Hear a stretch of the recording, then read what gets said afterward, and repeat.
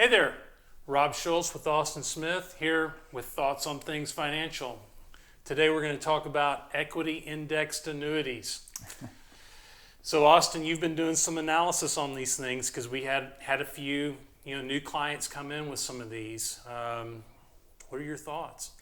Yeah, I mean, they're just extremely confusing products. It took me a while and read a lot about them, read a lot about the different types of them, different things they can do for you.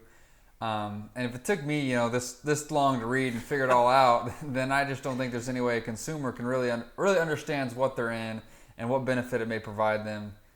Maybe it doesn't quite match up with what they think it provides them. Sure. So an equity indexed annuity is a type of annuity. It's not really an investment. It's more of a guaranteed product. And I think where most people get tripped up on them is they think or they buy them because they want a guarantee not to lose money on their investment. But in reality, what it's providing is a guaranteed income stream. And those are two very different things, aren't they? Yeah.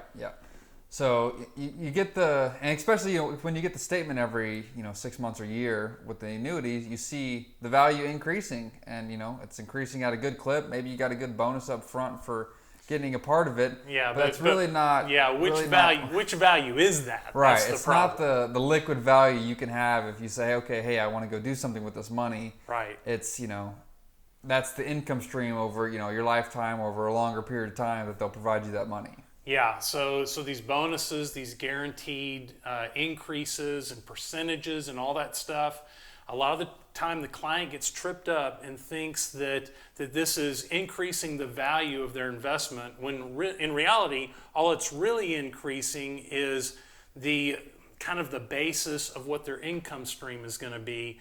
And to me, that's almost like a phantom number because, I mean, let me give you an example. So you've got, let's say that, Austin, you give me $1 million. I'm an insurance company. And so I'm like, cool. So I take this $1 million and I immediately start investing it in all sorts of things like real estate, stocks, bonds, you name it. And I'm making a return off of it. So as the insurance company, I'm super happy. Let's say that you're not very happy a year into it. How much am I going to have to give you back if you say give me my money back? Right. So a lot of these contracts we've been looking at have over a 10-year period. There's a surrender schedule, and so some of the aggressive ones we've seen that a lot of, unfortunately, is the first 4 years it's a 10% surrender charge. So if I say, hey, I don't like what this is doing with my money, I want it back, I want to go do something else with it. They say, okay, well, you gave us $1 million, there's a 10% surrender charge, so you get $900,000 back. Yeah, and it's going to be close to that because the actual value of these things, as we see them, increase very slowly. And you're thinking that maybe you're going to get the guaranteed income amount, but you're not. You're just going to get the value, which incrementally goes up very slowly. Right, and one of the things, they say, the statements we've seen, they did $1 million up front one, and then there's a 20% bonus. So now they see their income riders $120,000, and the surrender charge is $900,000, or $1.2 million and $900,000. Yeah, so they look, to them, they're like, well, I wouldn't want to take a surrender. I'm losing $300,000. Well, you're never actually going to get that $1.2 million. That's money that will be paid out over an income stream over a long period of time, and you'll never really have access to it. Yeah. So taking our example just a second ago, you gave me the $1 million, and let's say that you decide to hold on for a decade, for 10 years, okay, and incrementally maybe the investment goes up, portion goes up a little bit, doesn't have a surrender charge on it, and then you have the income stream piece, and you're like, all right, cool, now finally I get credit for all that money that's being shown on the income stream. But I'm just, as the insurance company, I'm just going to dole that out, different percentages, but just a certain percentage per year, right? Mm-hmm. So that's a great deal for me as the insurance company, I think, because I'm still making money, on your money out with real investments.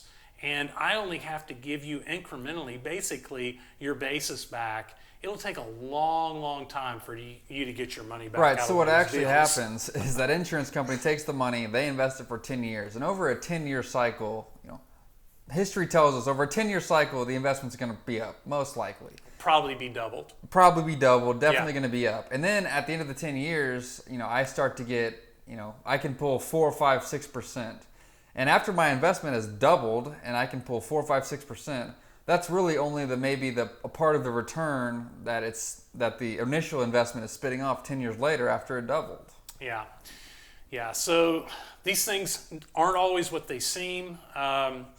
We can analyze these for you if you'd like and help show you kind of what your real values are and maybe what your options are if you feel like you want a second opinion. We've gotten pretty good at it because we've just been seeing a whole lot of them. And we think there are other ways that you can kind of guarantee or rather have a decent income stream.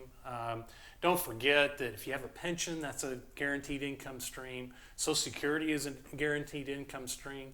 In a lot of cases, it's like, how much guaranteed income stream do you really need? Right. What you really need is for your investment to keep up with and hopefully beat inflation over a long period of time.